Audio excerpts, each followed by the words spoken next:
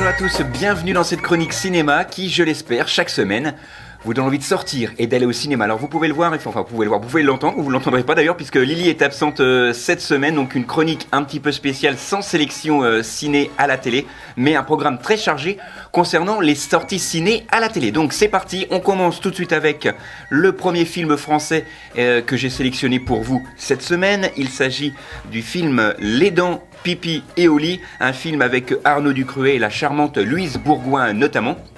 Eh bien, ce film va nous raconter l'histoire très simple d'Antoine, un célibataire endurci qui vit en colocation avec Thomas. Ils vivent chaque soir avec des nuits folles, pleines de festivités, d'alcool, etc. Et un jour, Thomas décide de partir vivre à Los Angeles, mais il va, avant de partir, trouver un nouveau colocataire à... Donc Antoine, qui n'est autre qu'une colocatrice, incarnée ici par Louise Bourgoin. Le problème, c'est qu'elle a 2 enfants. Et là, effectivement, il n'est pas trop habitué avec les enfants. Ça va être l'occasion de pas mal de quiproquos. C'est vraiment très drôle, très réussi. Comme quoi, le film français se porte très bien en 2018. Après Les Tuches, La Petite Famille et plus récemment, le film de Franck Dubosc, Tout le monde debout, qui a même dépassé le film de Danny Boone au bout de 3 semaines quand même au cinéma. Le film de Franck Dubosc, la semaine dernière, était en tête du box-office. C'est vraiment très mérité. Je vous le disais la semaine dernière, un excellent film à voir ou à revoir qui s'intitule Tout le monde debout. Et pour ce film-là, je vous le conseille également, Les Dents, Pipi et Oli, un film français. C'est une comédie qui dure 1h45. Deuxième sélection avec cette fois un biopic historique avec Marie-Madeleine. Inutile effectivement ici de vous raconter l'histoire, mais brièvement, c'est un biopic sur Marie-Madeleine, l'un des personnages les plus controversés de la Bible. Elle va rejoindre un moment contre la vie de sa famille, un mouvement mené par le charismatique Jésus de Nazareth. C'est vraiment très réussi, notamment la prestation de notre acteur français fétiche, enfin pour moi, Tahar Rahim, qui joue ici le rôle de Judas. C'est vraiment un excellent film que je vous conseille, qui sort évidemment cette semaine. Autre sélection, Le Collier Rouge. Alors là, c'est un film de monsieur Jean Baker. Ça faisait très longtemps que l'on n'avait pas vu Jean Baker derrière la caméra. On le retrouve ici avec Le Collier Rouge, avec François Cluzet. Plus d'une vingtaine d'années après avoir mis François Cluzet devant la caméra, c'était dans L'été meurtrier.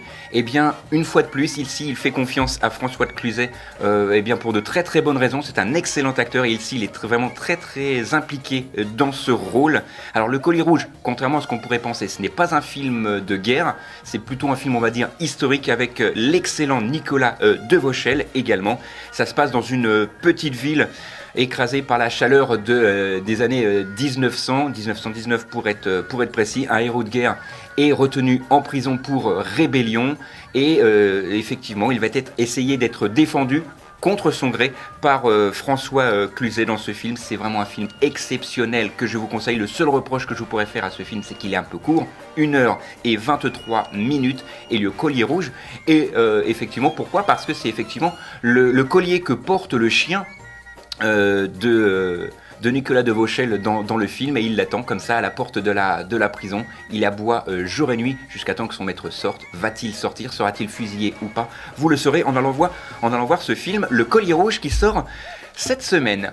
Autre film dans un registre totalement différent, Ready Player One, 2h20 de grand spectacle. C'est un film à voir absolument en IMAX au cinéma Gaumont.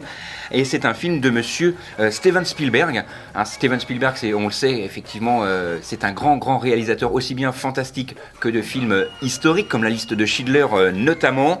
Et ce film se passe en 2045.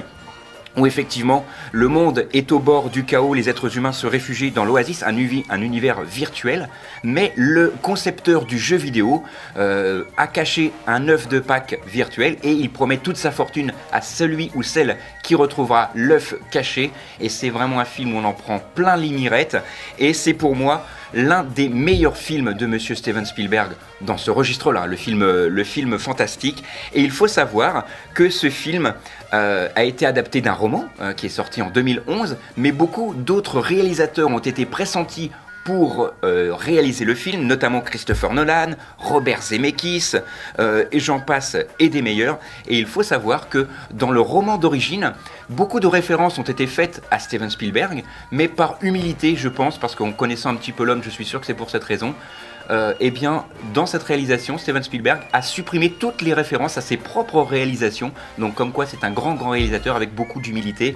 Le film s'intitule Ready Player One, ça dure 2h20 et je vous le rappelle, c'est à voir absolument en IMAX car les images sont vraiment fabuleuses.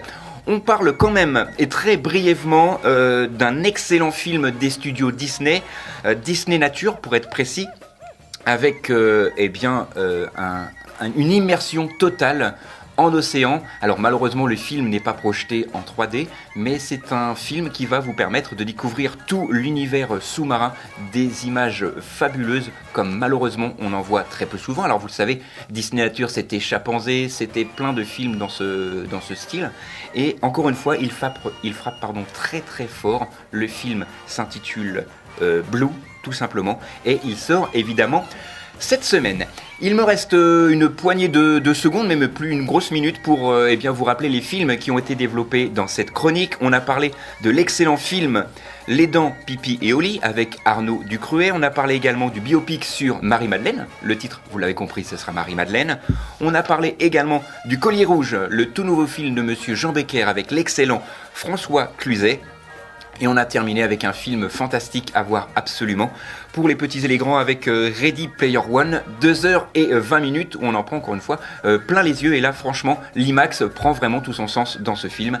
Et on a terminé avec le film Disney Nature Blue. Voilà, c'est tout pour cette semaine avec, j'espère, la semaine prochaine le retour de Lily et ses sélections ciné à la télé. Quant à nous, on se retrouve la semaine prochaine, même endroit, même heure. D'ici là, sortez, allez au ciné et n'oubliez pas qu'un bon film, ça se voit aussi à la télé.